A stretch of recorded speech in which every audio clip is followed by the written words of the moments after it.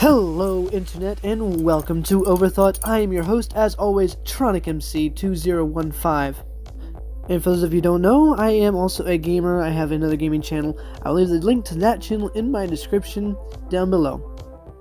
Now, I will say that one of my greatest inspirations for this channel would have to be MatPat, of course, but both of his channels, both the Game Theorist and the Film Theorist, I'll try to leave a link down in the description for his channels as well. If you guys want to go and check that out, please, I encourage you so much to do so.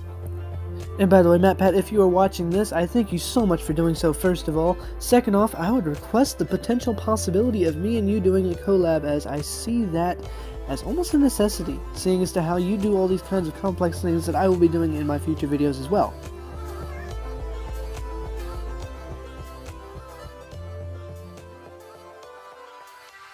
Hello Internet, and welcome to Overthought. I am, of course, your host, TronicMC2015.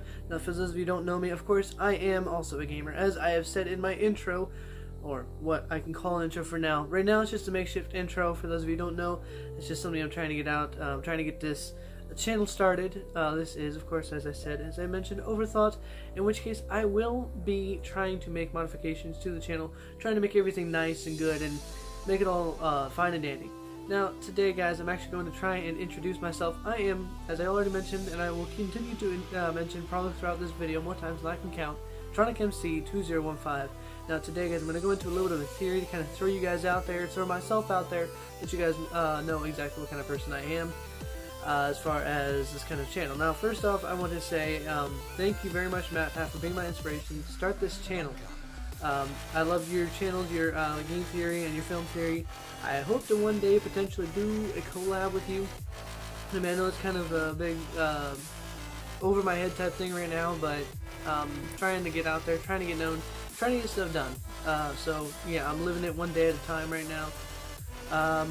Anyway, to start things off, let's go into one of my own theories that I've come up with in the past. It's kind of been a little more developed in the in present day. So to start things off, the name of the theory is the inverse theory. This I-N-V-E-R-S-E theory, of course. The theory goes into more of, shall I say, multiverse, and the idea, or multiverse and quantum universe ideals. Essentially, it starts by explaining how time and space are separate but one. I mean, they act as two separate entities altogether. Time is the independent variable in our reality and the way we perceive it. However, my theory more essentially states that there is an inverse where instead of time having a defined flow as it does to our perception, time then becomes the dependent and space has a defined shape to define different points in time and space within our reality. That's the inverse ideal, and to explain it in a little bit more detail, for those of you who are already lost, let me try to think about it this way. Think about how we perceive time. We can look at our watches and tell time is moving. Tick, tick, tick, tick. Well, okay, now that's defined. That's independent. Now, let's think about an inverse, where instead of time being defined, where time is then kind of switched around, and time is kind of unknown. It's more of a part of space rather than a part of time, as space is for us. Space for us is perceived as part of time and relies and depends on time. Now, the inverse is exactly the opposite. Time, instead of depending on space, time, instead of space depending on time, time depends on space. So that means that time then becomes the dependent variable, while space becomes the independent variable. For those of you who've seen the DC's Legends of Tomorrow, this is the best example I have. DC's Legends of Tomorrow, whenever they're in the temporal zone, or the, whatever you want to call it, whenever you see the Wave Rider inside of the time-space continue, or like, okay, when they're traveling through time, or sitting outside of time to the normal extent that we know it, the place that they sit is more so the way I perceive the inverse to look, or feel, or whatever.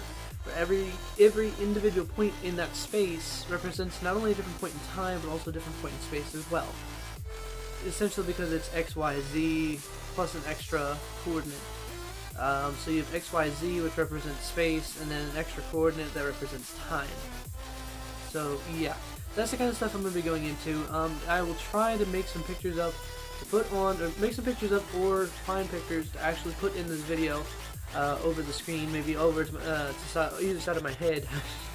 I don't know which side they're going to be, but I'll edit that into the video. That way, you guys can try and get a better idea of what I'm trying to explain.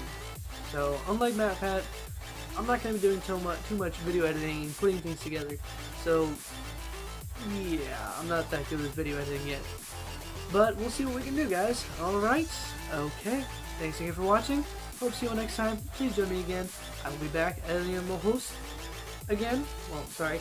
I am your host, Tronic MC 2015. We will be back for another video, hopefully speaking. Anyway, guys, thanks again for watching. Hope to see you next time. Goodbye.